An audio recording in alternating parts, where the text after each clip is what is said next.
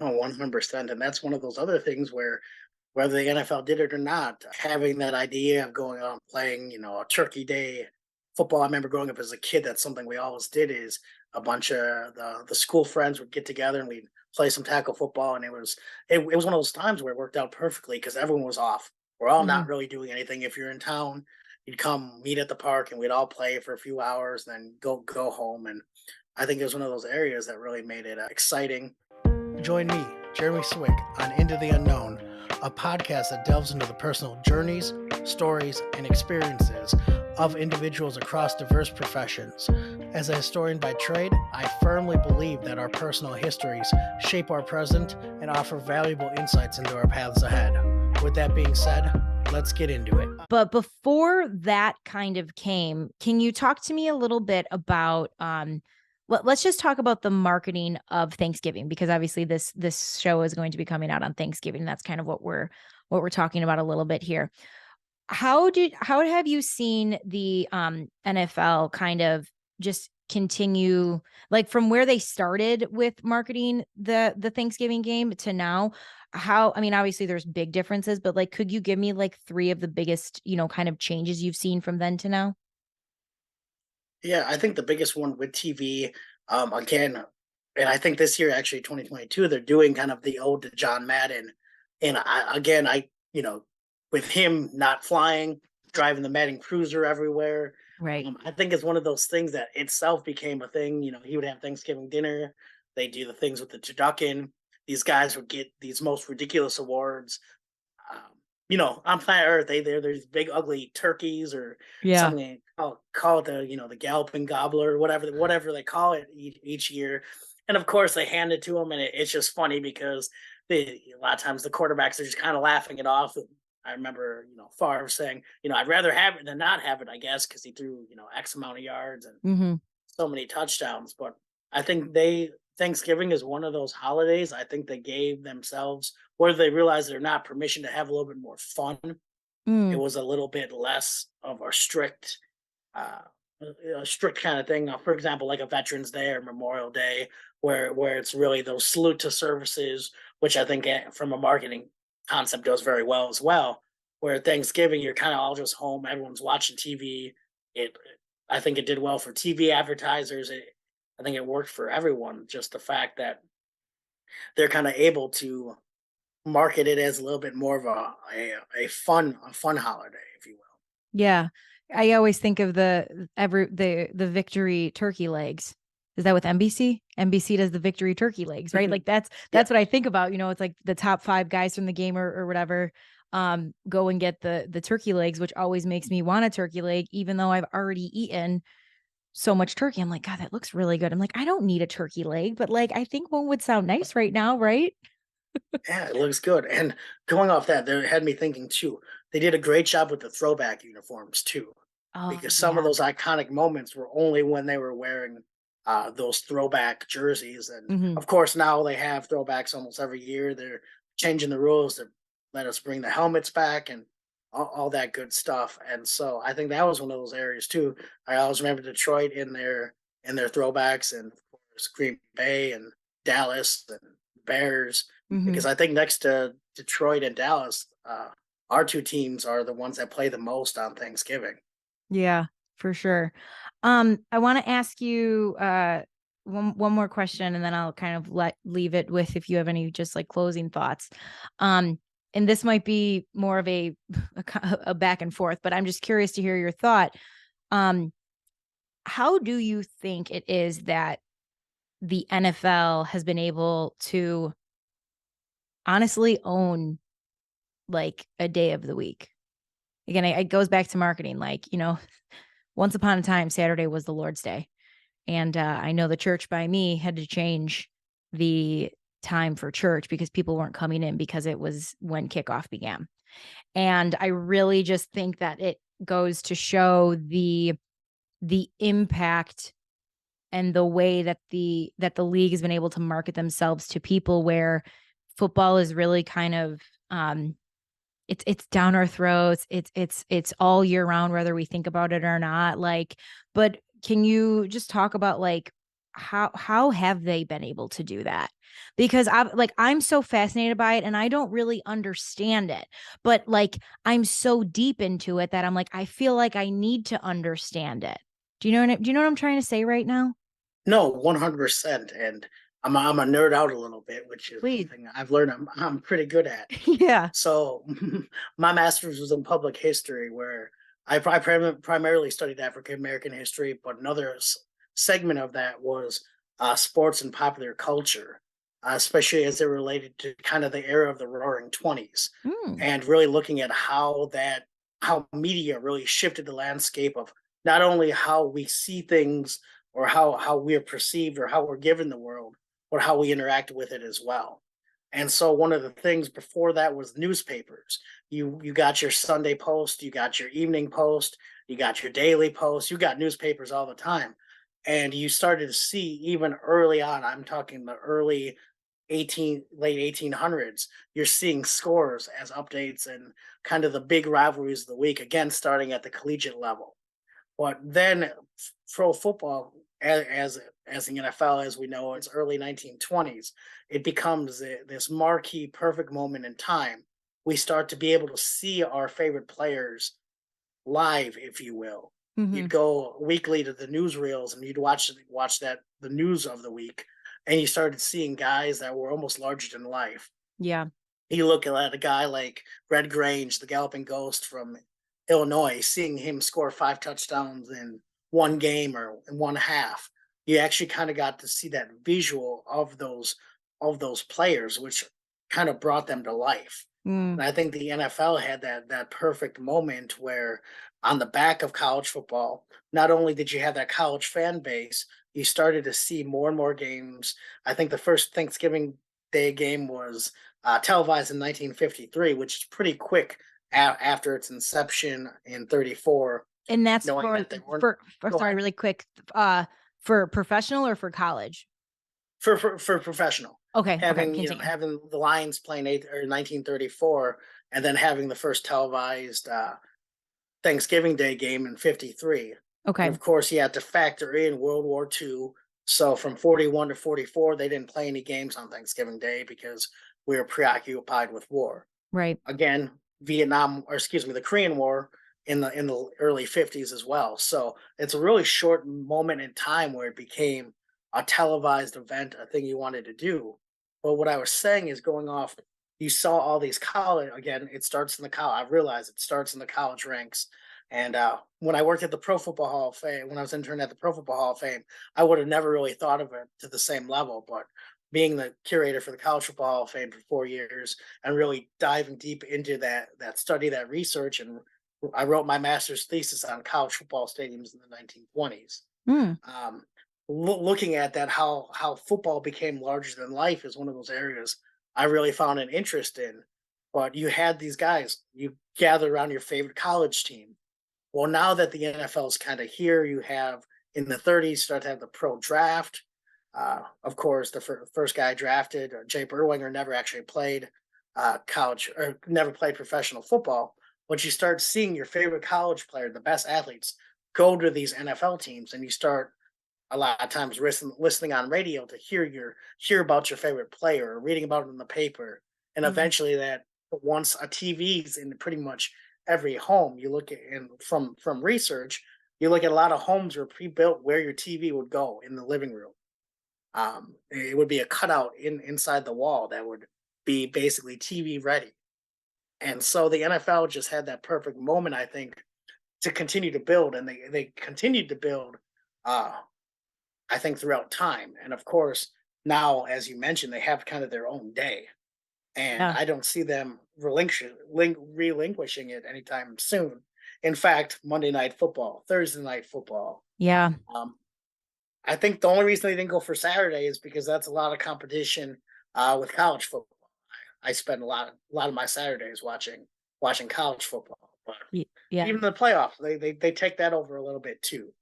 Yeah, and you think there is the NHL, or God, why am I saying NHL? NFL, sorry. They retired Marion Host's jersey last night here. So I think I'm just thinking about Blackhawks hockey and its prime time and the once upon a time of what was the great times here in Chicago. Anyways, I completely digress. Let me get back on topic. Football.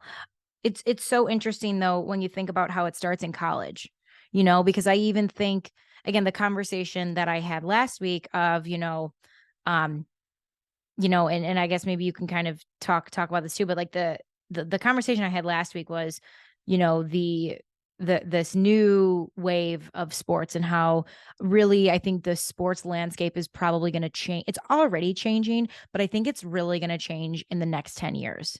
And I think there's going to be more. I just think there's going to be more. I don't really even know how to explain it, but with these NIL deals that are coming in for all of these athletes, men and women, um, you're seeing that these brands are putting like big spending behind some of these men and women. And the first one that comes to mind is the female gymnast from LSU. I believe her name is Olivia Dunn. She has like a $1 million deal with a company. And you think about that if you're a business point, again, like if you're this brand that's working with her, you want to continue that relationship because it's going to help, return on investment. And so what is next to come? And again, we're seeing it more and more, and we're seeing more and more people, I think, trying to follow the NFL. I don't know if they're ever going to be able to do it in the way that the NFL has done it, but I just think it's so fascinating, that they were able to start it really with, let's see what the college is doing and almost like take it and make it better. How have you seen them, again, like take from college to really just like amplify it up? Like what do you think has been the biggest jump in the marketing side of it that you've seen? I think it's one of those things where it's interesting because I think part of it is just realizing that players in college were really well liked, using their stories, Yeah, uh, looking at their stories, and of course, I think that helps with those end of the year awards. Everyone wants to know who's the Heisman. Once these Heisman finalists start to get announced, you start looking at they start sharing more and more stories of their background and who, almost like comic book origin stories of how did such and such get from here. Well, we're actually, fascinated. he transferred Yeah, we're 3 times, fascinated and by it. exactly, and I think it's really telling those stories. And as you mentioned a little bit with the marketing, I think as much as it's going to be more segmented, where you can have a gymnast from LSU get equal, if not more, attention than a guy, a player, a wide receiver, a quarterback. Having that, I think social media brings that attention to everyone. Everyone's a marketing company. Everyone's a media personality, whether they want to be or not. Even if you don't want to be on social media as an athlete, you kind of become a personality because you're not on social media. So I think people are more curious of what you're doing, even though it's probably just, nothing that interesting. But I You know, think, as you mentioned, giving these more opportunity for people to have podcasts, and I wouldn't say a cult following, but a select following of people that, watch your every move. If you're, I have a good friend. He was a kicker in high school. One of my best friends, and his favorite player will always probably be Mason Crosby. mm, He loves kickers. Whenever kickers do something cool, he's someone who sends me something about, "Hey, did you see that?" It's funny because most of the rest of the world hasn't seen anything about that kicker, but it's I think it's finding those areas that people find interesting, and I think using that kind of NFL idea of sharing those stories is going to work wonder going down the road. yeah, for sure. And it's just gonna keep growing. And obviously, you know, we see it all the time, football, like whether it's your newspaper, whether it's your phone, TV, whatever, it's always there. But it is a really cool thing, just with the day that this episode is coming out, the marriage and the beautiful tradition of, football and Thanksgiving and how it is just so tied together. And honestly, like I even think back to some of my like favorite, like I'm a big Friends fan. I love Friends. I could watch Friends. I was literally just watching it before we got on. And the Thanksgiving episodes that they've done, the one is they're playing flag football And the other one is they're watching football, but they make fun of Chandler. They're like, "You're not watching football." He's like, "Yeah, I know. I'm watching the parade," but like, but it's like, it's one or the other. It's like, are you going to watch the Macy's Thanksgiving parade? Or are you going to watch football all day? You guys pick which one you want. Oh, 100%. And that's one of those other things where whether the NFL did it or not, having that idea of going out and playing, a turkey day football. I remember growing up as a kid, that's something we always did is a bunch of the school friends would get together and we'd play some tackle football. And it was one of those times where it worked out perfectly because everyone was off. We're all Mhm. not really doing anything. If you're in town, you'd come meet at the park and we'd all play for a few hours, then go home. And I think it was one of those areas that really made it exciting. I think the pro game has continued to evolve and, as you mentioned, attract more fans. One thing I realized, as we're both from the Midwest, I've spent time here, Ohio, and Minnesota as well. In the South, it's still college football. I remember Yeah. when they first got when I first moved down there, they asked me what team I cheered for, and I said, of course, the Packers because that's my Yep. natural response. And they're like, no, what college team? And I think I don't know about you. I went to school at Eau Claire, but I guess go Blue Golds. But for the most part, most people in Wisconsin cheer for the Badgers, whether you went there or not. But I don't know if there's the undying loyalty where I've learned, being in Alabama, they ask you who you cheer for. You don't want to cheer. You don't want to say Alabama. You don't want to say Auburn because you don't know what the other person, what side they're on. So you say go Troy. And it's basically the version of saying I'm neutral. I don't have a dog in this fight. So it's one of those things about the South, definitely, and it's really just because the NFL came so much later down south into it wasn't really till the '60s they started having teams down there. So it gave college football an even longer chance to kind of flourish and thrive. Yeah. I do a college football show every Saturday. And it is it's called Are You Serious Sports with Believe, and it's our just kind of like SEC kickoff show. So our two hosts, Blake Ruffino and Joe DeLeon. Blake is lives in the Louisiana LSU area, and Joe is like kind of our like football guy. But that was when I came on week one, I make drinks for them. That's like, here's your great tailgate drink, right? And that was the question that Joe asked me. He's like, Jenna, I've never asked you this, but like, who's your team? And I said to him, kind of not your answer, but I was like, I don't have one. I was like, if I'm being honest, like I'm a Chicago girl. I grew up, not necessarily a big college fan. I grew up an NFL fan. I said, that being said, though, I guess we could say that I am a free agent right now, looking for a team to cheer. So I will say, I think being from Chicago and being Irish, you like kind of cheer for Notre Dame. You're like, if they win, yay, but it's not like I'm going out of my way to cheer them on. Um, but I feel like because of my guy Blake, I'm becoming an LSU fan. So I think for Christmas I'm going to ask for an LSU hoodie so I can start representing it and wearing it during our broadcast. I love it. I love it. Yeah. I Oh had my. many teams try to convert me. I would say, if anything, I would cheer for Grambling State, partially because they have that big G on their chest. So, and of course, I'm a huge fan of Coach Eddie Robinson and Mhm. worked on exhibit on HBCU. So, getting to know the Robinson family, I guess that is next to Wisconsin, of course. Yeah. That'd probably be my close second. Yeah.